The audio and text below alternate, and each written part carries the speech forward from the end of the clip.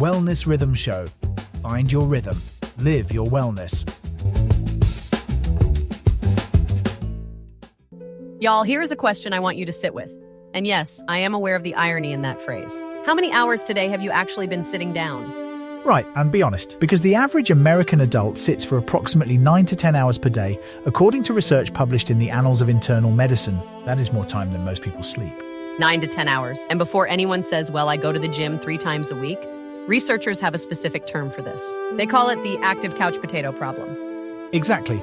You can meet physical activity guidelines and still have metabolic risk from prolonged sitting. Those two things are not mutually exclusive. That is what makes this genuinely unsettling. So today we are digging into what researchers are calling sitting disease, what it actually does to your body over time, and more importantly, what realistic people with real lives can do about it. Let's define the term properly first. Sitting disease is not a clinical diagnosis. It is a shorthand researchers and public health organizations use to describe the cluster of health risks associated with prolonged sedentary behavior. The World Health Organization now lists physical inactivity as the 4th leading risk factor for global mortality. 4th, not 14th, 4th. Correct. And sedentary behavior research has really accelerated in the last 15 years. Dr. James Levine at the Mayo Clinic is probably the most quoted figure here. He coined the phrase, "sitting is the new smoking," which is admittedly a bit dramatic, but it got people's attention for a reason. Here's the thing, though. When I first heard that phrase, I dismissed it. Because smoking felt so obviously catastrophic and sitting just feels like existing. That is precisely why it is dangerous. It is invisible risk. You feel fine sitting. There is no immediate feedback. So what is actually happening in the body? Because I think most of us picture it as just not burning enough calories. And it is more than that, right? Significantly more. Within about 20 minutes of uninterrupted sitting, electrical activity in your leg muscles drops sharply. Calorie burning drops to about 1 calorie per minute. But here is the part most people miss. Your body's ability to process blood sugar and manage insulin begins to decline. And that is not just a diabetes concern, that is everybody's concern. Right. A landmark study in diabetologia by Dr. Joseph Henson and colleagues found that replacing just 30 minutes of sitting per day with light walking improved blood sugar regulation measurably, even in people without diabetes. Okay, so even a little movement makes a dent. That is actually hopeful. It is. But let's talk about the cardiovascular picture, because that's where the long-term stakes get serious. Research from the American Heart Association found that people who sit for more than 10 hours a day have significantly elevated cardiovascular risk, independent of whether they exercise. And I want to be really clear for listeners in the sandwich generation, because I know a lot of y'all are also thinking about your parents right now. This matters hugely for older adults who may be more housebound. Brilliant point. A study in the British Journal of Sports Medicine found that sedentary time accelerates biological aging, measurably shortening telomere length. We are talking about cellular aging here, not just feeling stiff. That word, telomeres, I want to pause there. Telomeres are essentially the protective caps on your DNA. When they shorten, cells age faster, and prolonged sitting appears to speed that process up. Neatly explained. And then there is the musculoskeletal dimension, which honestly affects how people feel day to day more than anything else. Dr. Kelly Starrett, the physical therapist and author of Desk-Bound, has done substantial work on how sustained hip flexor tightening from sitting essentially puts the posterior chain, glutes, hamstrings, lower back, into a kind of prolonged dysfunction. Y'all, this is my lower back. This is my entire lower back. I thought it was just because I had kids. Turns out it might also be because I sit writing emails for 3 hours without looking up. Almost certainly both. And this is actually where I want to push back slightly on the framing of just stand more, because standing desks, while popular, are not a complete solution either. Wait, really? Because I have had 4 people tell me to get a standing desk this year alone. Standing for prolonged periods has its own risks. Varicose veins, lower limb fatigue, actually increased lower back discomfort in some studies. The Cochrane Review on Workplace Interventions found that sit-stand desks reduce sitting time but don't necessarily produce the movement variety the body needs. So it is not really about standing versus sitting, it is about moving.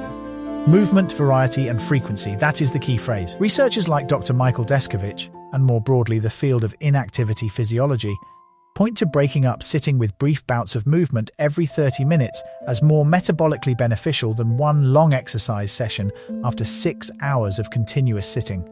And here is where I actually push back on you a little, David, because I hear every 30 minutes. And I immediately think That is not realistic in my life. I have back-to-back calls, I forget to eat lunch. The idea that I am going to set a timer and stand up feels optimistic. I understand that, and I do not want to dismiss it. But here is what I'd say. You already do walking phone calls. That is already a version of this. That is true, actually. The research does not require perfection. A 2015 study in the American Journal of Preventive Medicine found that even 2-minute walking breaks every hour were associated with a 33% lower risk of dying during the study period compared to those who did not break up their sitting. 2 minutes? 33%. That is a wild return on investment. It really is. And if any listeners want more of these kinds of evidence-backed insights each week, this is a good moment to say, please do like and subscribe to The Wellness Rhythm Show. We genuinely love having you with us. Yes, and leave us a review if this is landing for you. Okay, so practically speaking, let's make this real. What does breaking up sitting actually look like for someone who is not about to redesign their office? The simplest intervention is the one with the most consistent evidence behind it, standing or walking during phone calls. You already do this. It requires zero infrastructure. I do, and I will say, I am genuinely more present on those calls. There is research on that too, actually. There is. Stanford research found that walking increases creative output by up to 81%. So there is a cognitive argument, not just a physical one. Okay, what else? Because not every call is a walking call. Setting a movement cue tied to existing habits. After every virtual meeting ends, before you open the next tab, stand up, walk to the kitchen, walk back. It is a behavior chain rather than a new habit. I like that because it is not about willpower. It is about attaching something new to something you already do automatically. Exactly. James Clear describes this in Atomic Habits as habit stacking. The research basis is in behavioral psychology, specifically Charles Duhigg's work on habit loops. You are borrowing an existing cue rather than generating a new one. And for anyone listening who is caring for an older parent or thinking about their own retirement years, this matters there too. Fall risk, cognitive decline, mood, sitting is implicated in all of it. Correct. A study in the Journal of Gerontology found that sedentary time was associated with depressive symptoms in older adults, independent of physical activity levels. Movement is mood regulation. Here's the thing, though. This is also genuinely hopeful, because this is one of those topics where the bar for meaningful improvement is low. You do not need a gym. You do not need equipment. You need to interrupt your sitting with some regularity. That said, I want to acknowledge that for some listeners, mobility limitations make this genuinely harder. In those cases, even seated movement, gentle chair yoga, or upper body range of motion work has been shown in research by the National Institute on Aging to maintain circulation and reduce some sedentary risk. That is a really important point. This is not about shaming anyone for sitting. It is about making informed choices and building small habits that compound. Precisely. The evidence does not ask for perfection, it asks for interruption. Okay, so if you take one thing from today, and I mean literally one, let it be this. Every 30 minutes, find a reason to stand up and take at least 2 minutes of movement. That is it. Tie it to a call, tie it to a meeting ending, tie it to getting water. Just interrupt the sitting. And if you want a slightly more analytical frame, you're not fighting laziness. You're fighting a default that modern office life has built for you. The research is clear that your body was not designed for sustained stillness, and even micro-interventions produce measurable benefit. That is genuinely good news.